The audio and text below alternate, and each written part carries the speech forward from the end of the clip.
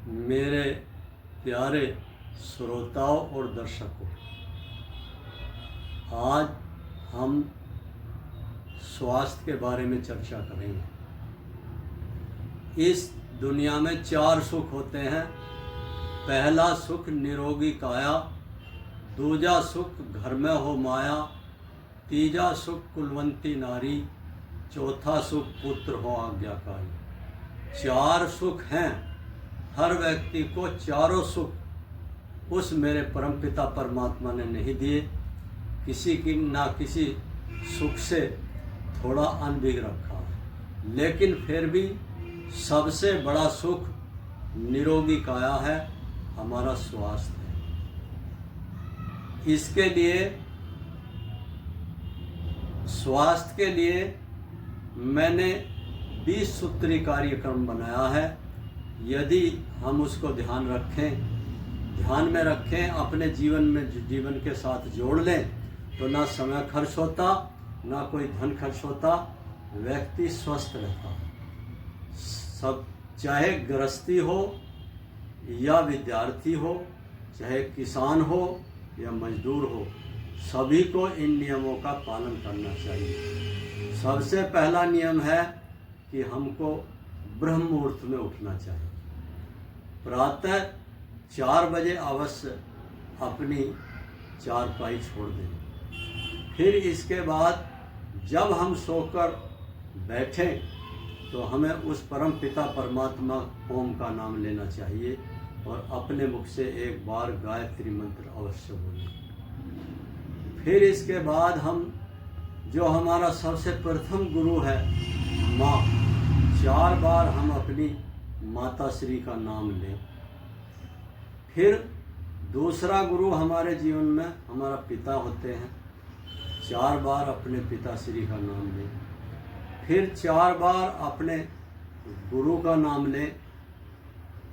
फिर इसके बाद अपनी हथेलियों को देखें और हथेलियों के दर्शन करें।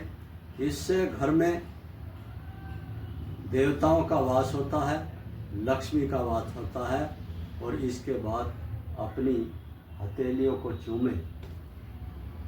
तदोपरांत फिर अपनी चारपाई से नीचे पृथ्वी पर पैर रखने से पहले इस धरती माता को प्रणाम करें।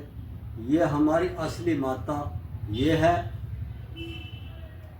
जिस माँ ने हम पैदा किए हैं वो नश्वर है, कुछ दिन के बाद वो हमारा साथ छोड़कर चली जाएगी। मेरी माँ ने जब पैदा किया था और परवरिश करके मेरी माँ इसी माँ को सौंप गई थी, धरती माता को, भारत माता को, कि मैं रहूँ या ना रहूँ तू मालिक है।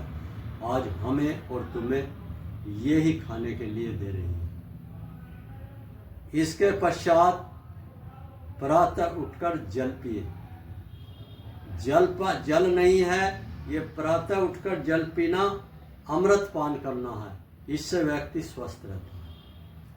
इसके बाद थोड़ा टहलने के बाद शौच आदि क्रियाओं से निवृत्त हो जाए। फिर आवश्यकता पड़े तो दूर तक टहलने जाएं। रोज कम से कम 1 किलोमीटर अवश्य टहलें।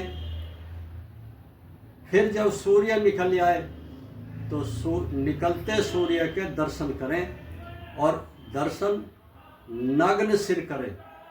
हमारे सिर में वो शोषण क्षमता है जो प्रातः सूर्य अमृत बरसाता है, उस अमृत को शोषित करने की हमारे सिर में क्षमता है। वो अमृत को शोषित करके सुषुम्ना से होता हुआ हमारी नाभि में एकत्रित हो जाता है। रात को जब चंद्रमा निकल आए तो चंद्रमा के दर्शन करें और चंद्रमा के दर्शन अपनी जीभ निकाल कर करें। जीभ को ऊर्ध्वा रखें। चंद्रमा भी अमृत बरसाता है, वो अमृत भी हमारी जीभ शोषित कर लेती है, सुषुम्ना होता हुआ नाभि में एकत्रित हो जाता है। तो ये मैंने 5-6 चिकित्सक बता दिए। ये चिकित्सक हमें स्वस्थ रखेंगे। और इसके बाद अगला चिकित्सक है भोजन। भोजन 3 प्रकार का होता है: सात्विक भोजन, राजसिक भोजन, तामसिक भोजन। सात्विक भोजन सत्य बुद्धि पैदा होती है। वेद में भी कहा है, आहार शुद्धो सत्य बुद्धि, सत्य शुद्धो धीर्वा स्मृति, स्मृति लब्धे सर्व ग्रंथि नाम विपर मोक्ष। हम शुद्ध सात्विक आहार खाएं। इसके बाद अगला चिकित्सक है हमारे लिए कि उपवास, सप्ताह में एक दिन उपवास जरूर रखें, हल्का खाना खाएं। इसके उपरांत अगला चिकित्सक है निद्रा।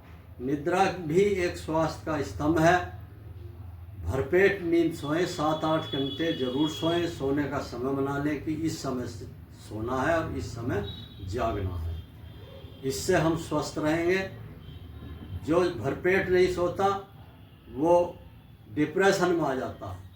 इसके पश्चात अगला चिकित्सक है हमारे सुविचार और संस्कार, अच्छे संस्कार होने चाहिए।